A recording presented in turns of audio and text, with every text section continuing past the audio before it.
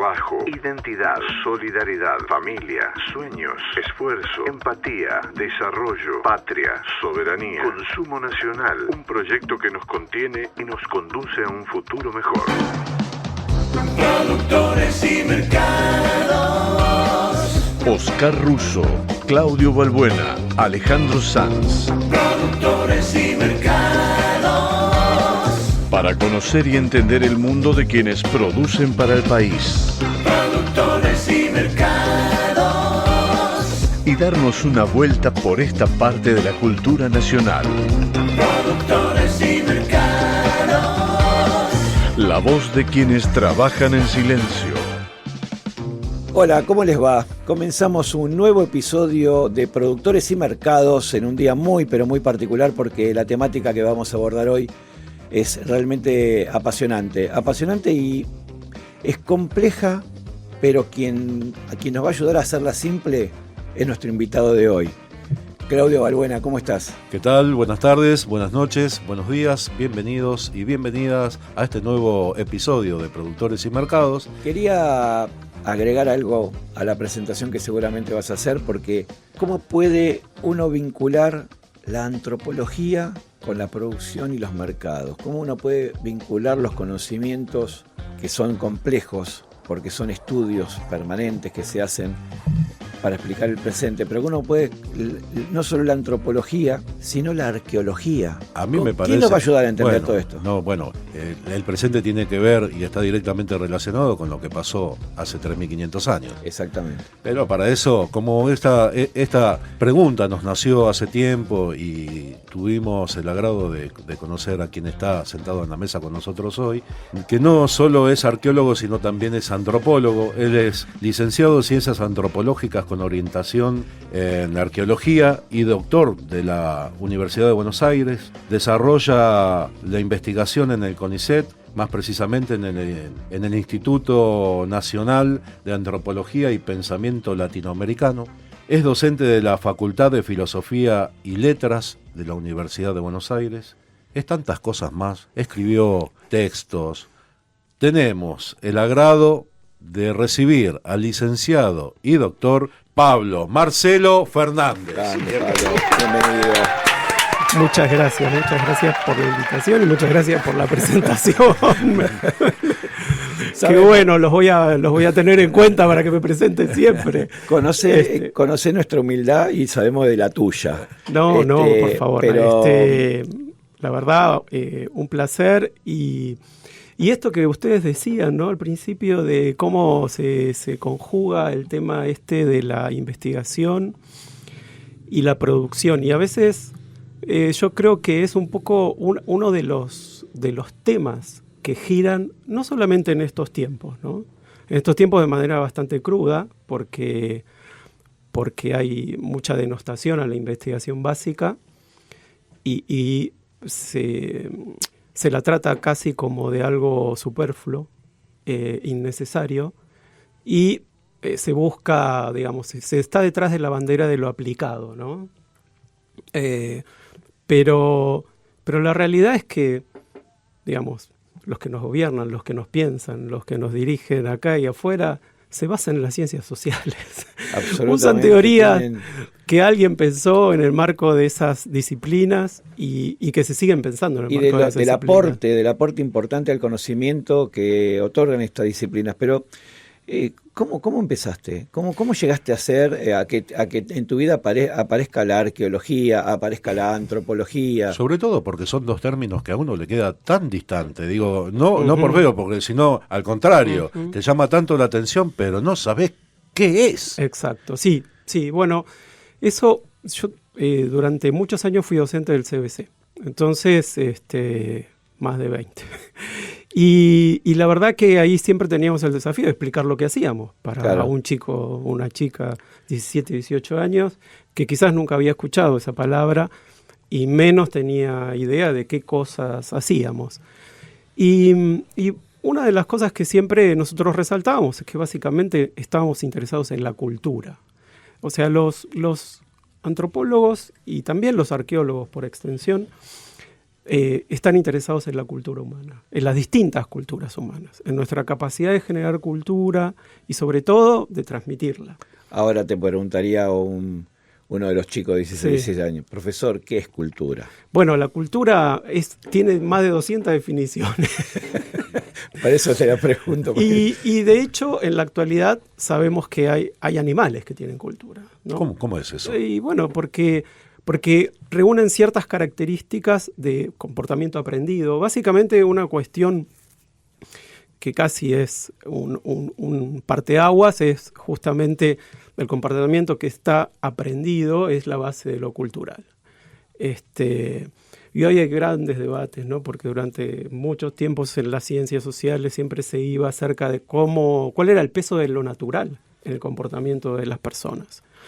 Y la verdad es que hay una base biológica para el comportamiento, pero es muy pequeña. Sobre eso se construye una diversidad de respuestas y de comportamientos totales. Por ejemplo, tenemos una necesidad de alimentarnos, pero lo hacemos de formas y variedades y situaciones completamente diferentes. Y esas situaciones, esas pautas están dadas, incluso nuestros gustos, lo que nos gusta, lo que no nos gusta, están pautadas dentro de un marco cultural. ¿Y ese marco cultural dentro de dónde? Bueno, hay como esferas, ¿no? La primera que tenemos lugar es cuando nacemos en nuestra familia, pero también en una interacción. También nacemos o en el campo, o en la ciudad, o en un sanatorio, claro, o en la ciudad, o en una casa.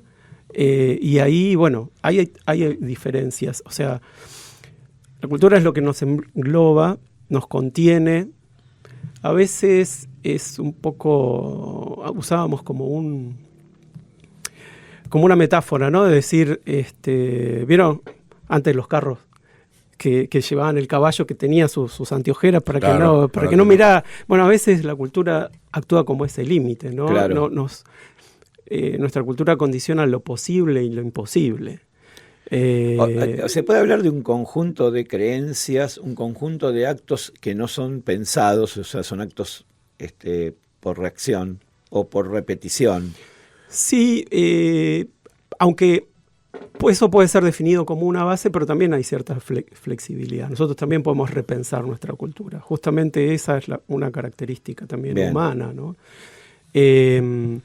Hay una flexibilidad en nuestro comportamiento que hace que seamos animales diferentes del resto.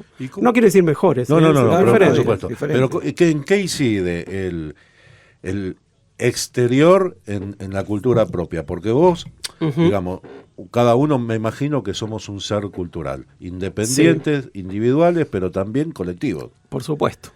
El idioma nos condiciona. Claro, fundamental. Las creencias religiosas, si las tenemos, o las no creencias. Y otras categorías que vos, se transmiten de niño, por ejemplo, cuando te dicen no te acerques a ese señor, está sucio, o está andrajoso. O sea, Sí. cuando vos empezás a manejar ciertas categorías que tienen que ver con lo bueno o lo aceptable, eso también se construye culturalmente. Y hace una cosa que nosotros vimos, y digo esto un poco porque me viene, pero en una época antropología era una materia que se daba para medicina, ¿no? Y se dejó de dar. Y la verdad es que a veces uno piensa que las cosas o las realidades son en función de sus propias creencias culturales, de su matriz cultural. Pero si nosotros aspiramos a ser una sociedad mucho más amplia y que integre, deberíamos poder tener en cuenta esas diferencias, o al menos estar atentos de esas diferencias culturales, ¿no? Porque y tal vez el impacto de las prácticas que derivan de esta definición que acabas de decir, sea que cuando uno va al médico, un especialista, en general se encuentra con que si uno va por un problema hepático, entró un hígado y atrás un ser humano, ¿no? Es como que se fue mecanizando tanto, porque si uno tuviese parte, no estoy hablando en general, sí. Hay muchos médicos que son, sí. muchos que son empáticos, pero que no niegan la cultura y que se conectan Desde la humanidad con otro lado. Sí, yo creo que hay como dos cosas. Por un lado, para ejercer quizás la medicina y muchas otras profesiones se necesita tener una distancia, ¿no? Porque a veces si uno lleva la carga de esa persona o de ese ser humano, es como habría que ser muy difícil, es muy difícil tomar decisiones sobre eso. Entonces, en esa parte es comprensible. Lo que yo pienso es que quizás ciertas, no sé, alguna vez escuché que alguien dijera, bueno, para mujeres, por ejemplo, en una situación de una interrupción de embarazo, ¿no? No voluntario, sino por un hecho de un aborto espontáneo. Pero bueno, había que hay opciones entre tomar una medicación que produzca, digamos, que se pueda expulsar la pérdida total o una intervención. Claro. O sea, que en ese momento legal porque ya se había producido naturalmente pero eso se prescribía de manera diferente de acuerdo a la proveniencia social. Entonces, y además religiosa, ¿no? Sí, pero un tema de decir, bueno, está bien, si viene una persona que viene de un barrio carrenciano, bueno, yo directamente le hago un procedimiento quirúrgico porque no sé si yo le doy una medicación y si la va a tomar. Claro. Entonces ahí bueno, acá seguramente los médicos me van a discutir y obviamente está abierto al debate qué sería lo más lógico, ¿no?, del procedimiento, pero digo, se toman decisiones sobre la base de la cultura y sobre las percepciones que nosotros tenemos acerca de los otros, ¿no? Y eso es una de las cosas que hace la antropología, estudiar cómo nuestra sociedad construye aquellos que consideramos que son diferentes.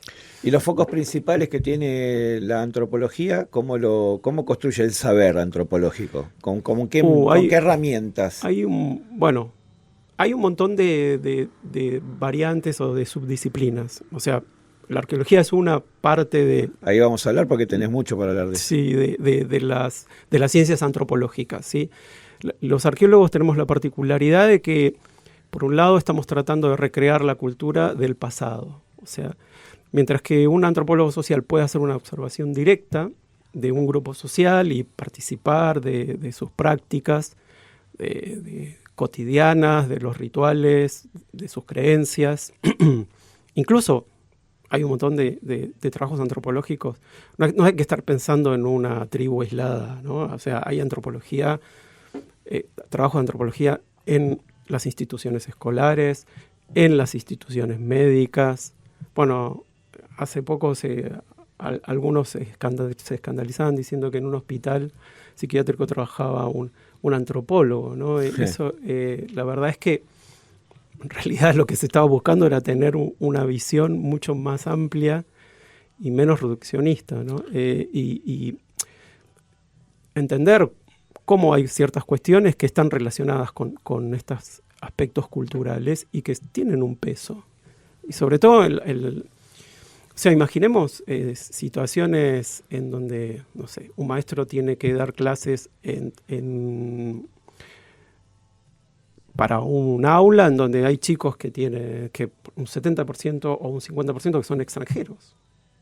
Claro. Entonces, claro. Bueno, uno tiene que saber cuáles son las pautas culturales, cómo manejarlo, cómo establecer un diálogo. No sé. Es muy amplio. Sí, es muy amplio y hay como distintos ejes, ¿no? Hay estudios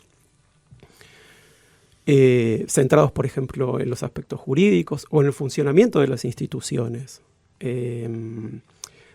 O sea, actuales, ¿no? Desde la antropología. O simplemente en un aspecto biológico, como por ejemplo podría ser la alimentación.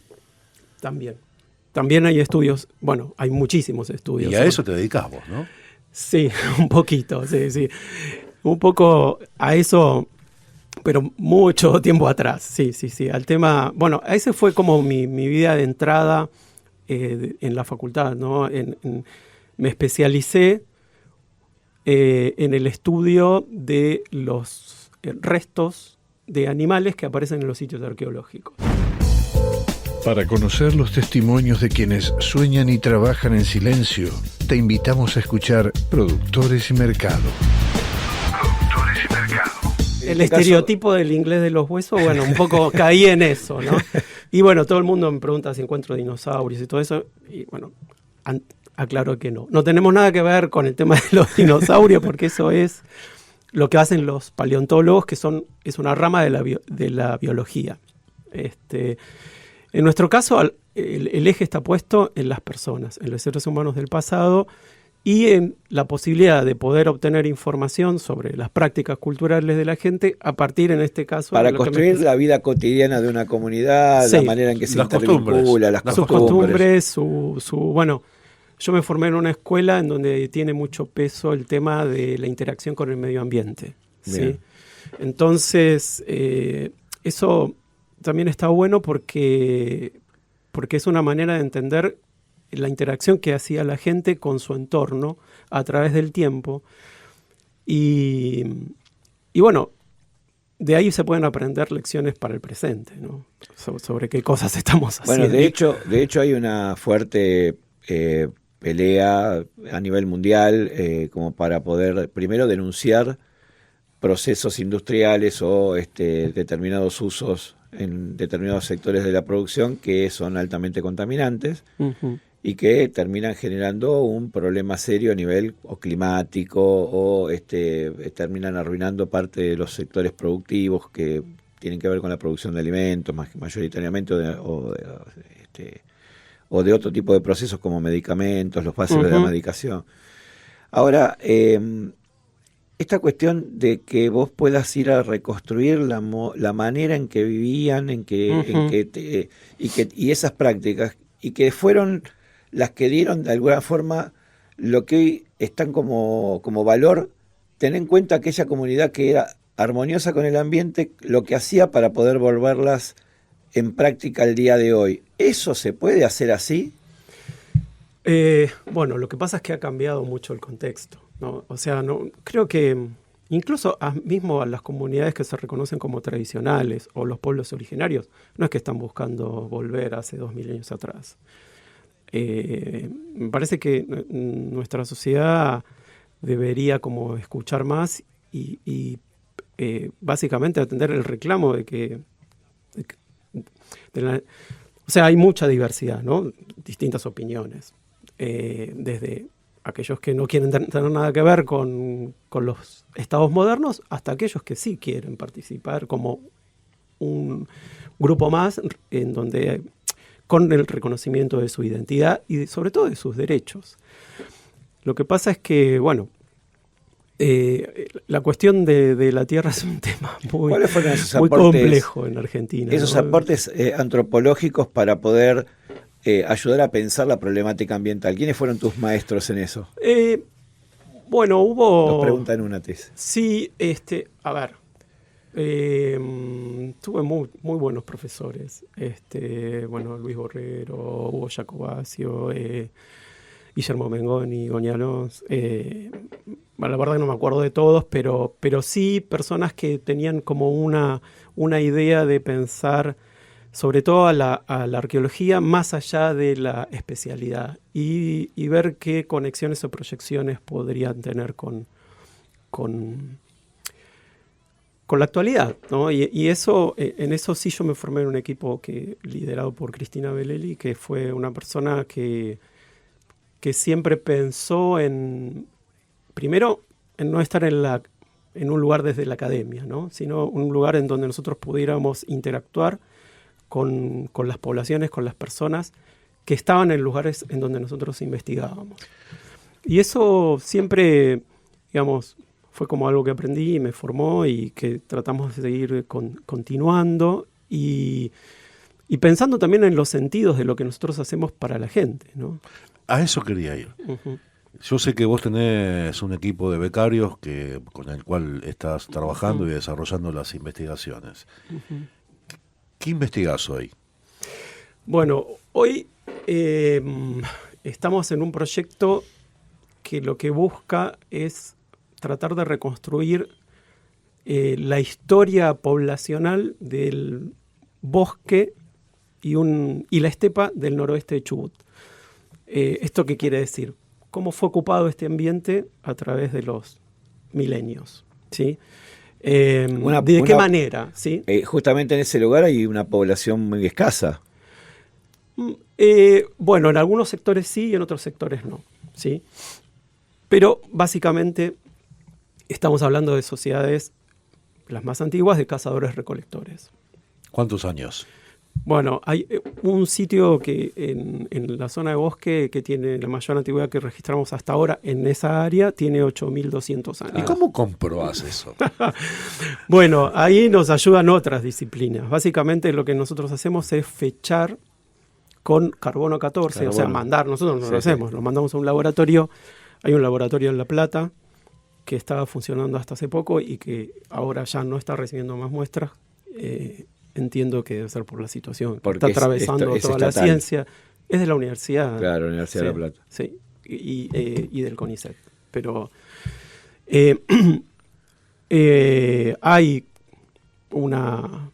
No voy a decir una parálisis, porque todos seguimos trabajando con los medios que tenemos. Claro, ¿no? con mucho menos recursos. Y aparte como atrincherados, resistiendo en nuestros lugares, ¿no? Pero, o sea, es complejo poder hacer... O sea, digamos que nosotros tenemos quizás menos requerimientos que otras disciplinas que necesitan, por ejemplo, reactivos o máquinas como, bueno, los que hacen las mediciones de carbono 14 o los que hacen estudios de compuestos químicos, de composiciones, o sea, cosas que incluso tienen una aplicación en un montón de otras disciplinas y problemas. Lo nuestro es más modesto en términos presupuestarios, pero igual sentimos el ahogo porque, por ejemplo, una cuestión básica que son los trabajos de campo, no los podemos hacer. 8.600 años. Eso, ¿me permitís un segundo? Sí, ¿En claro. ese momento África y la Argentina estaban unidas? No, ya estaban separadas. No, esto estamos hablando de lo que se llama el Holoceno, ¿no? Holoceno. Que son los últimos 10.000 años y casi las condiciones eran bastante parecidas a las actuales, al menos en términos climáticos y geográficos, ¿no? Hubo algunos cambios como lo llaman oscilaciones climáticas durante el Holoceno, y también nosotros investigamos la respuesta de la gente frente a esos contextos. Así como a nosotros nos cambia el contexto, a las personas del pasado también. Y por muchas cuestiones, ¿no? Podría ser también una cuestión climática, podría también tener que ver la aparición de nuevos grupos, de nuevos vecinos.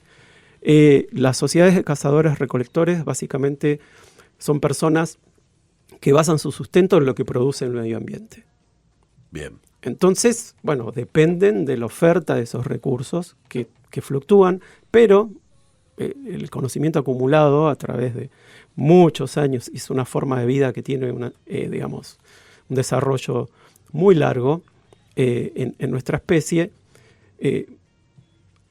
ha generado los mecanismos culturales para poder tratar de hacer frente a esas situaciones. O sea, por ejemplo, nunca se explotaban los recursos al máximo, siempre se dejaba para que se renovaran, para que eso garantizara que cuando volvieran a ese lugar pudieran seguir subsistiendo sin problemas. Entonces eran unas tribus nómades, digamos, que van en algunos cambiando casos, de lugar de acuerdo a la existencia de alimento del momento. Sí, en algunos casos sí, más nómades, en otros menos. Depende o sea, y eso fue cambiando también a través del tiempo. Digamos, en el noroeste argentino el tema del pastoralismo y después de la domesticación de plantas fue un tema clave que, bueno, ahí las sociedades se reorganizaron de otra forma. Pero bueno, de eso no voy a hablar tanto porque no sé. No, pero solo una pregunta. Cuando hablas sí, en términos de la domesticación de plantas, sí, tiene que ver con el cultivo propio, donde el hombre o la mujer en ese momento toman la iniciativa de hacer sus propios cultivos en su lugar sí, para poder alimentarse. Sí, es un proceso bastante complejo, ¿no? Cuando nosotros estudiábamos, a veces en el secundario teníamos un manual que hablaba de la revolución, ¿no? Del neolítico y pensaban como que la agricultura, se pensaba que había sido como un descubrimiento, ¿no? Que era una cuestión de que estos eran más inteligentes, más vivos y se dieron cuenta. Y la realidad, a partir de los estudios antropológicos, es que sabemos que las sociedades de cazadores-recolectores tienen un conocimiento muy profundo de cómo funciona la naturaleza y de los ciclos vitales. ¿Ese conocimiento hoy se perdió? No, en parte. O sea, hay algunas sociedades que todavía conservan mucho más, una organización mucho más tradicional, que están más aisladas y que esos conocimientos se mantienen un poco más. En otros casos, las cosas están un poquito más entremezcladas, pero por ejemplo, bueno, los que curaban a través de los yuyos, ahí está, ¿no? O ese tipo de conocimiento, bueno, es un conocimiento de tal... Vos sabés que hace unos, no tantos años, Sí. pero a mí me llegaron 2 textos que los estuve tratando de leer. Uno es de que fueron divulgadores de estas cuestiones que tiene que ver con Harari, con Yuval Harari, con el texto Sapiens, y el otro es el que hizo Armas, Gérmenes y Acero, de Jared Diamond, que también abordaba tratar de explicar la actualidad de la humanidad a partir de esto que estás comentando vos, de estas cuestiones, de cómo los cazadores, venimos de ser cazadores-recolectores, de si los Homo sapiens se terminaron de devorar a todo el resto de los homos que estaban ahí, como para quedar como los grandes reyes del planeta Tierra. Y fue bastante interesante porque después esto no sé qué en la actualidad podría llegar a justificar en la práctica cotidiana de los grandes poderes del mundo, pero estos textos, viste, que se publicaron, fueron bestsellers, llamó mucho la atención. Sí, bueno, una de las cosas que aborda también la arqueología y la antropología es la transformación de las sociedades a través del tiempo, el surgimiento de la desigualdad. Claro. ¿No? Bueno, la interacción con las creencias religiosas, con la aparición de las distintas clases sociales. La verdad es que no existe una matriz única, pero sí hay ciertos procesos, ciertas situaciones que son comunes. El tema, siempre está la pregunta, ¿no? Digamos, hay una visión muy antigua de la antropología, que es el evolucionismo del siglo XIX, los que plantearon esta idea de que existen como jerarquías entre las sociedades, ¿no? Entonces ubicaban a los cazadores-recolectores como lo más cerca del mundo animal y se ponían ellos mismos, los europeos del siglo XIX, en la cima de la civilización. Ellos eran los civilizados. Entonces clasificaban a las sociedades y actuaban en función de eso, claro, ¿no? Y esta idea incluso de primer mundo y tercer mundo también es heredera de estas clasificaciones sociales, de ese pensamiento, y es un pensamiento que también está imbricado muchas veces en ciertas situaciones que vivimos y, bueno, que escuchamos cotidianamente, no solamente desde la política, sino también nuestra sociedad, ¿no? Porque también nosotros, a veces cuando miramos hacia los otros que consideramos distintos, que puede ser desde el extranjero, pero puede ser el que vive del otro lado de General Paz, o el que está en otra provincia, y eso ya hay una construcción, y muchas veces esa construcción implica una valoración, ¿sí? Los antropólogos estudiamos esas cosas. Claro, por supuesto. Y entendemos cómo también esos son sistemas clasificatorios que son herencia del imperialismo, básicamente. Claro. ¿Por qué? Porque a raíz de eso, o sea, en esa época se hablaba de la misión de civilizar, ¿no? O sea, los europeos tenían que civilizar, y esa civilización era transformar al otro en alguien parecido a mí, en términos de creencias, del idioma, y eso moldeó al mundo. O sea, el mundo, esto volviendo a lo que vos me preguntabas ahora, somos un poco resultado de ese proceso de expansión de ciertas sociedades sobre el resto del planeta, que ha estructurado el mundo de esa manera, y bueno, y ahí hay esa puja entre lo que se busca conservar como diferente, como propio, y lo que se busca imponer como homogéneo y como Claro. válido. Quiere decir que el antropólogo conoce el secreto de cómo poder revertir esta situación y ser y mejorar la sociedad. No, ojalá. Sería mucho. Bueno, pero tiene el conocimiento por lo menos de por qué se dieron en esa circunstancia y en base a eso, como contraposición, qué no hacer para volver a lo mismo. Sí. Sí. Lo que pasa es que a veces el conocimiento no alcanza. y bueno, es muy difícil, digamos, a veces tratar de articular ese conocimiento con la realidad, ¿no? Con el mundo cotidiano. Y porque, bueno, nosotros no estamos formados para la gestión, ¿no? No, está claro. O sea, Estamos informados para investigar Sí. y para poder generar Para un... ver digamos, cuáles fueron las causas de que hoy tengamos una sociedad como la que Y sí, tenemos. y que a veces esos sean disparadores para poder armar un diseño social que pueda ayudar a determinar Ahí está. curas para enfermedades sociales, que yo la desigualdad, la discriminación, no sé.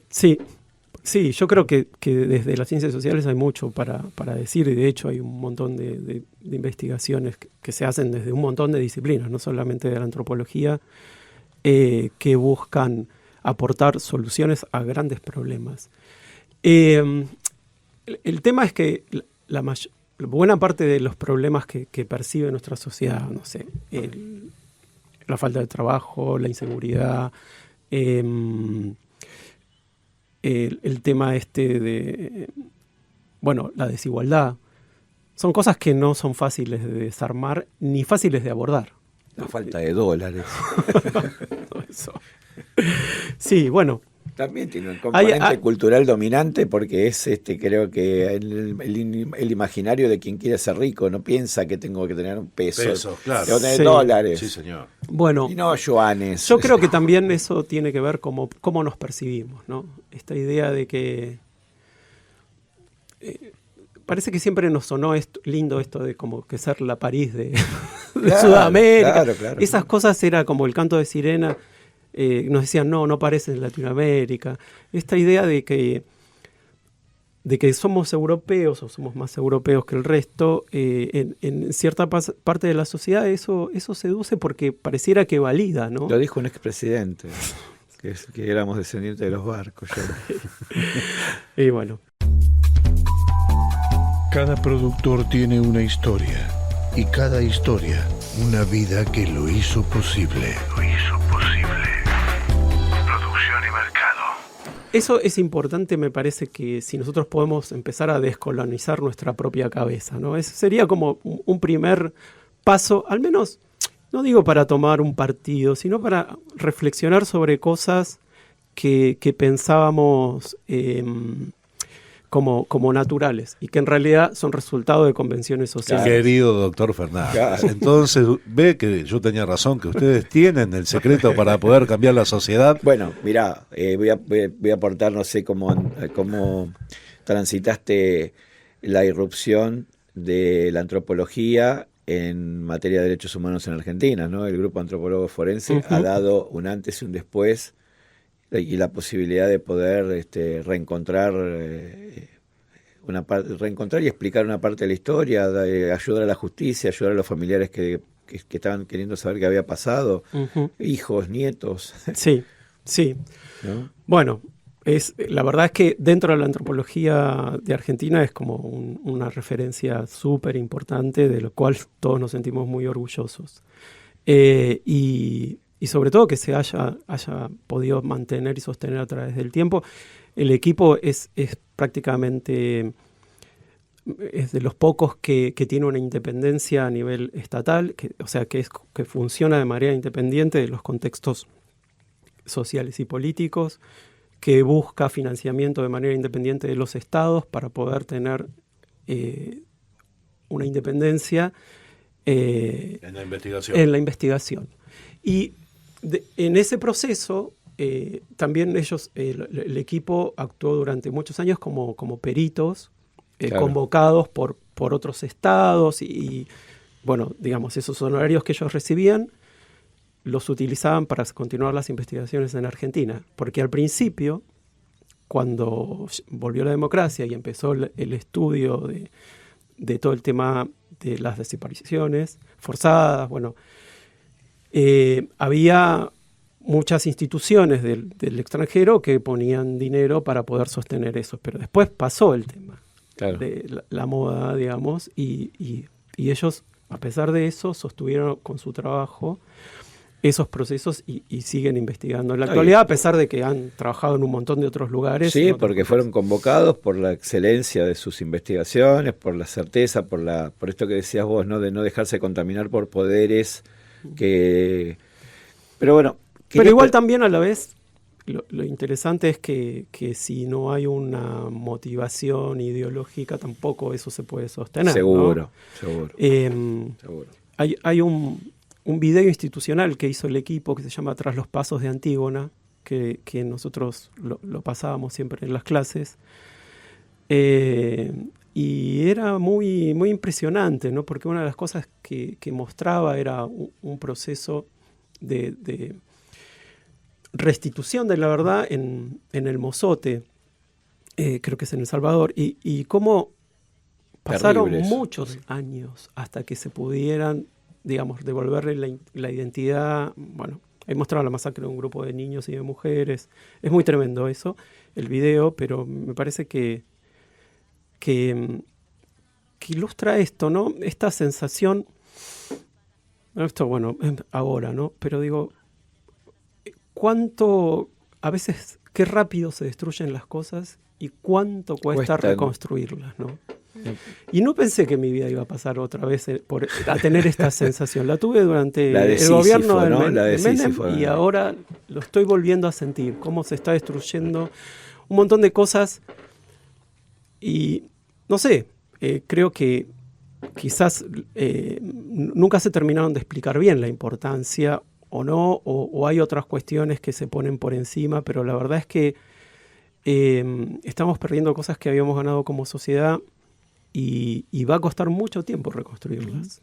Sí. Y eso también es un costo, digamos, para la población, ¿no? Porque lo que se pierde en salud, lo que se pierde en educación, lo que se pierde en derechos, después se tarda un montón en poder, si podemos reconstruir. Ese discurso peyorativo de los poderes dominantes y de los dueños verdaderos del país hacen un daño irreparable, como hoy, por ejemplo, estaba escuchando, los chicos de Gaza tienen 48 horas de vida. Hoy se está calculando los niños recién nacidos tienen 48 horas de vida si no le pueden dar la alimentación suficiente. Y eso parte, digamos, por supuesto que no es lo mismo que lo que está pasando acá, porque todavía nosotros tenemos para comer y nos llegan alimentos y podemos adquirirlos, pero en definitiva la idea en esencia es la misma.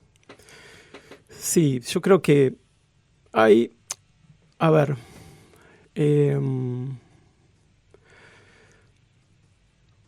a mí me parece que existen como, al menos como yo entiendo las cosas, ¿no?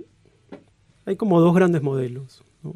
Uno que piensa que existen los derechos para todos y otros que piensan que los derechos solamente existen para ellos. Y creo que eso... Nosotros estamos dentro del primer caso. Sí. Comunidad. Sí, lo sé, pero digo... eternauta. El punto es... Creo que eso es como que parte las aguas, más allá de la ideología, de dónde nos ubiquemos en el espectro político y eso, ¿no? No, desde el humano hay que pensarlo. Digo, sí, el otro también es humano, por eso es... bueno, pero... Porque hay la parte... por eso que lo que yo quería preguntar era, porque desde la antropología hay aportes como para poder pensar en que se puede construir una comunidad, ¿no? Diferente. Hay herramientas como para que de esos conocimientos se puedan desarrollar políticas para cambiar justamente estas cosas. Y no sé si para cambiar del todo, porque hay cosas que son como más estructurales que tienen que ver con este orden económico que existe, ¿no? Pero sí hay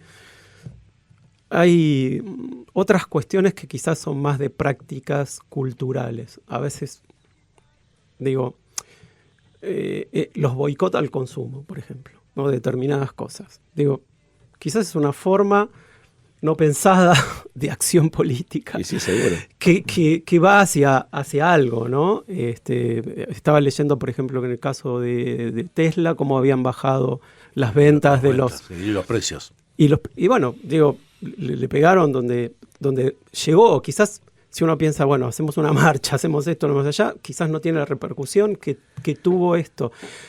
Creo que desde las prácticas culturales es una posibilidad de ir desestructurando algunas cosas. No sé si cambiando la realidad, pero sí cambiando. Me parece que si uno empieza como también descolonizando su cabeza, es como un montón, ¿no? Y en medio de la revolución cultural, ¿nosotros qué trajimos a esta mesa? A un antropólogo para que nos cuenten cómo podemos ir destramando y desarmando esa bomba atómica que nos dejaron a través del conocimiento antropológico, del conocimiento cultural. Y yo me voy hecho. Pero lo que pasa es que acá el tigre que trajimos no es solo un antropólogo. No, es un arqueólogo. Encima le agregó un conocimiento. ¿Cuántas cucardas, amigo? Y además con un tema tan sensible, porque desde lo más común hasta lo más, hasta lo más profundo, abarcan las dos ciencias. ¿Cuánto hay para pensar y cuánto hay para estudiar? Y sobre todo lo que se produce, producciones y mercado, ¿no? Lo que produce el conocimiento y el impacto que tiene en las condiciones de posibilidad, como diría un filósofo, ¿no? Para que uno pueda pensar a través de esta producción de conocimientos en un cambio realmente importante que nos permita salir de postergaciones que nos avergüenzan a todos, ¿no? Uh-huh. Así que yo te agradezco mucho esta charla. A ustedes porque realmente darme la oportunidad de charlar. Yo también te agradezco mucho y en realidad te agradecemos en nombre de Productores y Mercados, porque una vez más nos vamos repleto de información, de nuevo conocimiento, aunque marea un poco por esto que te decía, de que es tan amplio y tan profundo esa profesión, entra por todos lados, digamos, donde hay un poro, penetra y tiene su propia conclusión, pero aún así yo creo que ustedes tienen la gran posibilidad de empezar a educar y cambiarnos la cabeza como sociedad para construir algo mejor. El rol es indispensable, sí, señor. Bueno, ¡ay, Dios me libre! Yo me voy contento, me voy con las alforjas llenas, para mí fue todo ganancia esto. Absolutamente, todo ganancia, fue un placer haberte tenido, querido Pablo. Para mí un placer también que me hayan invitado, me hayan dado la posibilidad de charlar y de rememorar las cosas que charlaba con mis alumnos en el CBC, que es un momento que recuerdo mucho de mi trayectoria. Y la verdad que bueno, los felicito por el espacio que generan. Bueno, acá tenemos y tuvimos un estudiante del Colegio Urquiza, tuvimos... Profesor, docente, maestro. Pero antes también estudiante de la Universidad de la Universidad de Buenos Aires, arqueología, voy a insistir con esto, ¿no? Sí. Arqueología, ¿qué más? No se puede pedir más nada. Antropología. ¿Qué más? Y aparte una humanidad que la lleva a todos lados. Es increíble. Porque es tan sencillo que realmente que no sé dónde guarda ese conocimiento y esos títulos. Estuvimos disfrutando este nuevo capítulo, este nuevo envío de Productores y Mercados, nada más ni nada menos que al licenciado y doctor Pablo Marcelo Fernández. Muchas gracias. Gracias por la visita. Gracias a ustedes. Y ahora, en Productores y Mercados, La Chapa. Una idea producida por Alejandro Sanz. La Chapa. Con ustedes, el susodicho. Gracias amigos, compañerazos del alma y del recorrido. Gracias y especialmente gracias por tenerme tanta paciencia y tanto cariño. Por el momento les hago llegar la yapa. Hoy hemos estado en el Departamento de Antropología y Casos Extraños, Sociales, Culturales, de Productores y Mercados, y hemos dado con un grupo vocal del interior que cantan una historia muy particular. Todo el mundo sabe que el séptimo hijo varón consecutivo es un hombre lobo, Bueno, en este caso no sabemos por qué extraña causa genética tal vez o capricho cósmico, este séptimo hijo se convierte pero en hombre. Bueno, dejémoslo que nos cuenten este grupo vocal que a continuación suenan en La Yapa, aquí en Productores y Mercados. Esta es la historia de un gaucho, vive en los pagos de lobos y en las noches luna llena se convierte en hombre globo. ¿Hombre globo? Hombre globo, qué bárbaro. Sí, de goma. Redondo y colorado. Ah, mire usted. Cuando la luna lo llama y soplan vientos extraños, convertido en hombre globo se va por los cumpleaños. El hombre globo es extraño y al convertirse se hincha. Se hizo amigo de un Homero, por las dudas sí se pincha. Una vez se pinchó, ¿sabe? ¿Y qué pasó? Lo emparcharon a tiempo. Tiene suerte el hombre globo, la mujer lo cuida mucho. Si hasta dejó de fumar, a él lo revienta el pucho. Y el cigarrillo mata. ¡Oh! Y más si sos hombre globo. Le tiene miedo a los cactus, al aguijón del mosquito, pero hay algo que lo aterra, le tiene fobia a los chicos. La mujer del hombre globo, cuando la luna lo llama, para evitar que se vuele, lo ata la pata en la cama. Un abrazo a todos. Un abrazo y gracias.